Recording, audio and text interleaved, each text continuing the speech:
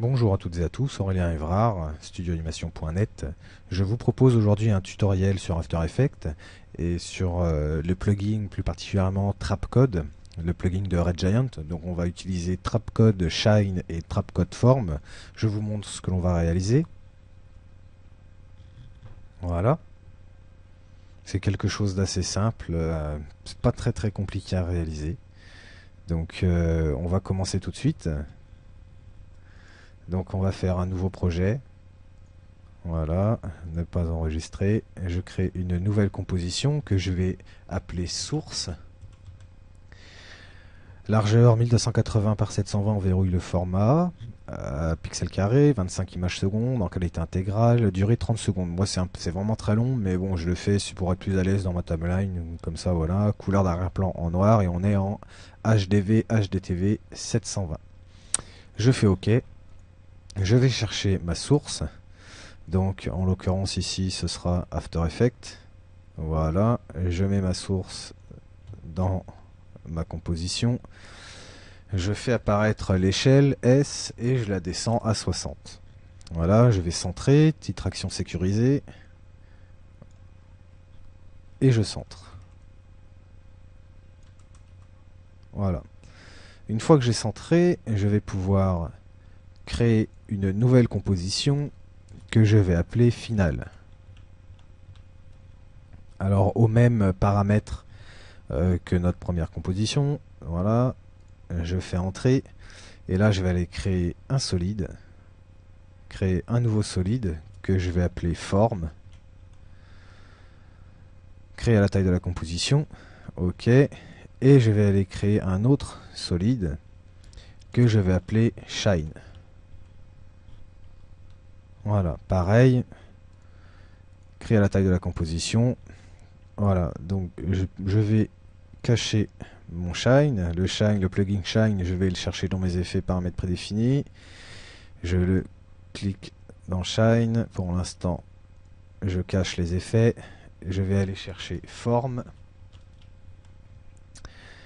et je le mets sur mon calque forme. Voilà. Donc là, on va aller paramétrer le plugin forme. On a les options ici de paramétrage. Je vais dans base forme. Je mets 1280 en size X, en size Y, je mets 720. Size Z, je mets 1. Particules en X, je mets une valeur de 1280. Et particules en Y, je mets une valeur de 720. Particules en Z, je mets une valeur de 1. Voilà, donc là on a recouvert toute notre composition de particules. Ensuite, je vais dans...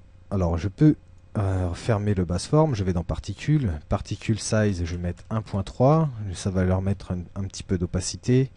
Ensuite, projet, je vais aller chercher mon fichier source que je bascule en dessous. Donc là, on voit bien que mon logo, il apparaît un peu en transparence. Je retourne dans source, je vais chercher une courbe. Voilà.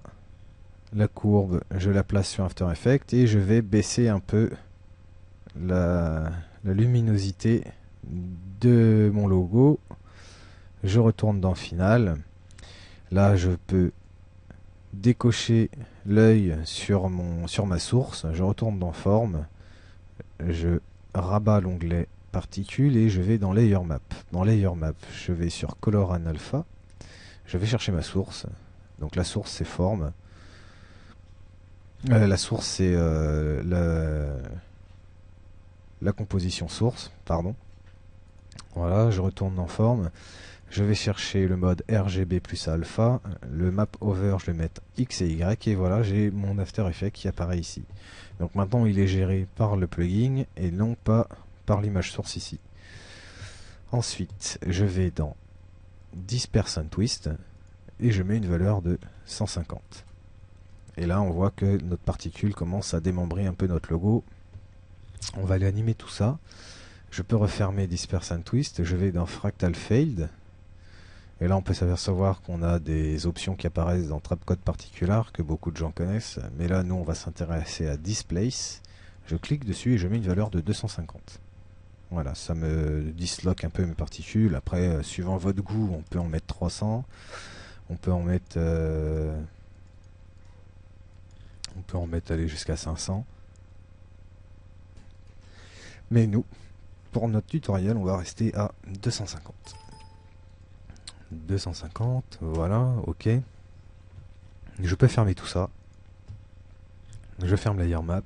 Et là, je vais aller dans Quick Maps. Et toute notre animation va se dérouler ici. Alors, je clique sur Map 1. Je lui mets pour le graphique le petit triangle. Ce qu'il y a ici, je vais mettre Fractal Strange. Ici, on va mettre en X. Et on va lui mettre une valeur de 200. Voilà, alors pourquoi je mets une valeur de 200 ici? Donc ici, on est à 100% de notre dispersion. Et ici, on est à 0% de la dispersion. Donc je mets une plus grande dispersion. Après, c'est l'effet que je lui ai donné. On ouvre Map 2. Map 2, on lui fait la même chose. Ici, par contre, dans les attributs, on va lui mettre Disperse. Et toujours en X. On va aller animer tout ça. Je fais un alt-clic sur le chronomètre de ma map 2 offset de la map 2. Je prends le petit serpentin ici et je le glisse sur map 1 offset. J'appuie sur la touche entrée du pavé numérique. Là, je vais aller animer ma map 1. Donc, on est à 200 ici. Donc, je suis bien à 0 dans ma timeline. Je clique sur mon chronomètre. Je vais à 2 secondes. Et je lui mets 0. Voilà. Alors avant de vous montrer un peu ce que ça donne, je vais aller animer la map 3. La map 3, ce sera un effet d'opacité. Donc là, dans map 3 tout, je clique et je vais mettre opacity. Toujours map 3 over dans les axes X. Et je lui mets une valeur ici de 0. Je clique sur mon chronomètre. Je vais à 2 secondes. Et je lui mets une valeur de 200. Voilà. Ici, par contre, je lui ai refait comme les deux autres au-dessus. Je lui mets le petit triangle. Voilà. Alors au-dessus, moi, comme je veux que mes particules, elles arrivent, elles s'estompent de gauche vers la droite, et non pas de droite vers la gauche, je vais appuyer sur le petit flip dans chaque map pour intervertir mon tracé. Sauf dans le 3. Voilà. Vous allez voir pourquoi je fais ça. Je reviens à 0. Je vais chercher dans les attributs de mon calque en dessous la map 3. Je fais un alt-clic sur la map 3. Je prends le serpentin et je viens l'amener sur le map 2 offset. Avant de refermer l'expression, je reviens tout au début de mon expression et je fais 200 moins l'effect position. L'effet de la map en fait. Voilà, j'appuie sur entrée du pavé numérique et là je peux lancer mon animation pour voir ce que ça donne avant de me mettre au shine. Donc là on voit bien l'opacité qui arrive. Voilà, mes particules elles sont dispersées sur la droite et elles commencent à se rassembler sur la gauche. Voilà, ça donne un effet sympa. Hop, j'attends un petit peu. Voilà, on voit ce que ça donne. C'est assez sympa. Donc jusque là tout va bien, on a paramétré notre forme. Maintenant, ce que je vais faire, je vais fermer tout ça, je vais aller chercher une caméra en 35 mm, ok, et je vais lui mettre aussi un objet nul. Donc l'objet nul, voilà, je peux le décocher, je le mets en 3D, celui-ci par contre, et je lie ma caméra à mon objet nul. Donc ça, ce sera pour l'animation un petit peu 3D de notre effet de particules. J'active le shine. J'avance un petit peu. Alors, je vais activer mon effet shine. Voilà. Par contre, je vais dupliquer mon forme, CTRL D, et je le passe au-dessus de shine. Le shine ici, on va le paramétrer. Boost light. Voilà.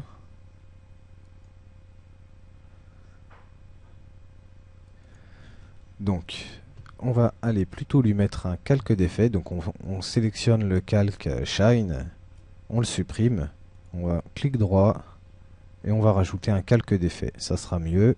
On l'insère entre les deux formes. Voilà, et je lui mets Shine, ça fonctionnera mieux. Voilà, là on a notre effet qui est appliqué. Donc on va voir un petit peu comment on paramètre ça. Voilà, donc là, ici à 0, je vais activer le chronomètre sur Relench et Boost Light. Je vais mettre un petit peu plus. Voilà. Et à 2 secondes, je vais mettre tout ça à 0. Voilà. Je lance une prévisu pour voir un petit peu ce que ça donne. On devrait obtenir quelque chose de sympa, je pense.